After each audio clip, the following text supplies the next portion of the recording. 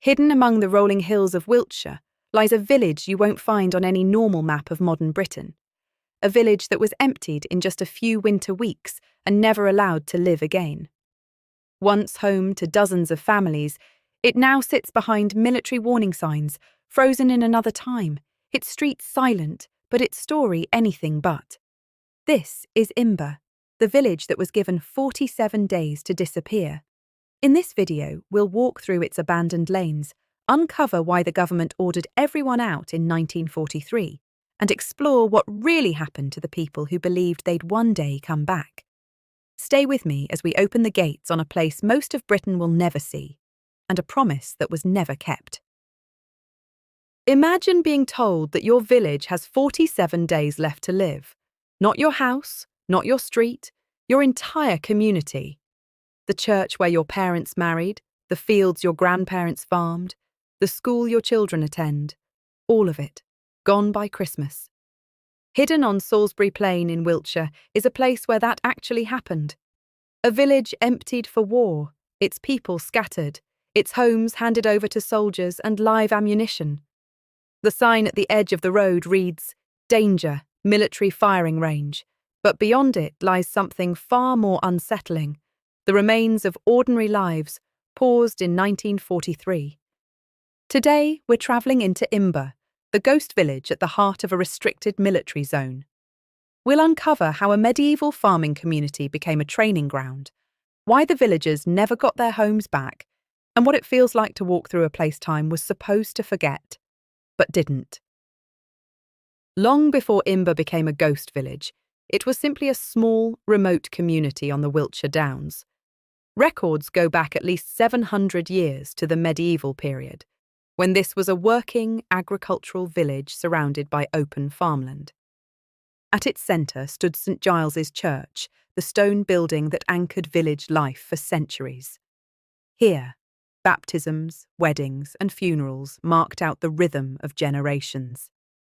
Nearby were a modest school, a pub, and scattered stone cottages where families had lived for as long as anyone could remember. On the eve of the Second World War, around 150 people called Imber home. That's a tiny number by modern standards, but it was enough to sustain a close-knit, self-contained village. Farmers, labourers, shopkeepers, children walking to the little school, neighbours who all knew each other by name. Life was simple, seasonal, and rooted deeply in the land. You can picture harvest time here. Carts rolling along the lane, church bells carrying across the fields, Sunday services bringing almost every villager together under the same roof. For centuries, Imber wasn't remarkable, and that's exactly what made it so precious to the people who lived here. By 1943, the world around Imber had changed completely. The Second World War was raging, and Britain was preparing for the invasion of Nazi-occupied Europe, the operation we now know as D-Day. For that, the army needed vast areas of land to train troops, including American forces, in realistic conditions.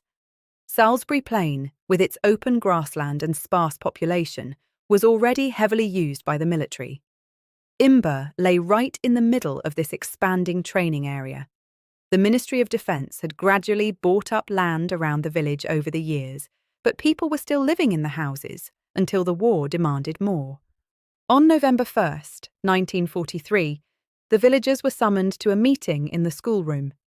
There, they were told that they had to leave. They were given 47 days' notice to vacate their homes by mid-December. The message was clear. The army needed the village for training, and everyone had to go. Most importantly, they were led to believe this was temporary. The understanding was that once the war was over, they would be allowed to return. Imagine sitting in that room, hearing that your entire life had to be packed up by Christmas, but clinging to the hope that one day you'd come back and pick up where you left off. As winter closed in, the deadline approached. By December 1943, families who had lived in Imber for generations were forced to decide what they could carry and what they had to leave behind. Furniture, tools, farm equipment, and often more emotional things. Heirlooms, heavy pieces, and the homes themselves. Villagers later described walking away in the cold, loading what they could onto carts and lorries, children clutching small bundles or toys. Some tried to rescue treasured possessions, carefully wrapping photos and keepsakes. Others had to trust that their homes and belongings would be there waiting when they came back after the war. The farms around the village fell silent. The routines that had shaped life here, milking, ploughing, tending animals, stopped almost overnight. Some livestock and equipment could be sold or moved, but the agricultural life of Imber effectively ended at the moment the last residents stepped off the lane for the final time. By the week before Christmas 1943, Imber was empty of civilians. The army moved in, and the village that had existed for centuries passed from lived reality into memory, almost in a single season. Once the villagers were gone, Imber changed purpose. The streets that had echoed with voices and cartwheels now saw military vehicles and marching troops. Houses were used as billets, training sites, and later, in some cases, as targets during exercises. Over the decades, many of the original buildings deteriorated or were demolished. Nature began to reclaim the village, grass pushing up through old tracks, ivy and moss creeping over stone walls, trees and scrub spreading where gardens and fields once stood. Some new, stark training structures appeared too, concrete blocks and mock urban buildings built for modern warfare. St. Giles Church, however, remained.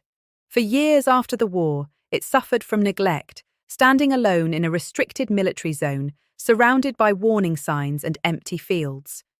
Eventually, it came under the care of a conservation charity, and today its roof and structure have been stabilised. On special open days, it once again fills with people, just as it did before 1943, though now they are visitors, not villagers. Walking through Imber today, you move through a strange mixture of eras: medieval church, derelict cottages, and brutal modern training blocks. It feels as if several versions of the village are layered on top of one another, all telling different parts of the same story. For the families who left, the end of the war did not bring the homecoming they expected. As peace returned to Europe, Imber did not return to its people. Petitions, campaigns, and appeals were launched by former residents and their descendants, arguing that the village should be handed back. Officially, the authorities said the land was still essential for training, and that the position of the village within a live firing area made it too dangerous to re-inhabit. The army's need for Salisbury Plain had outlasted the conflict that first justified the eviction. On paper, Imber was now part of vital national defence infrastructure. For many former villagers, this felt like a broken promise. They had left believing they were making a temporary sacrifice for the war effort, only to discover that their sacrifice would be permanent. Homes fell into ruin, the community dispersed, and Imber became a symbol of what war can take from ordinary people long after the guns fall silent. Today, historians, photographers, and curious visitors are drawn here partly because of that sense of unfinished business.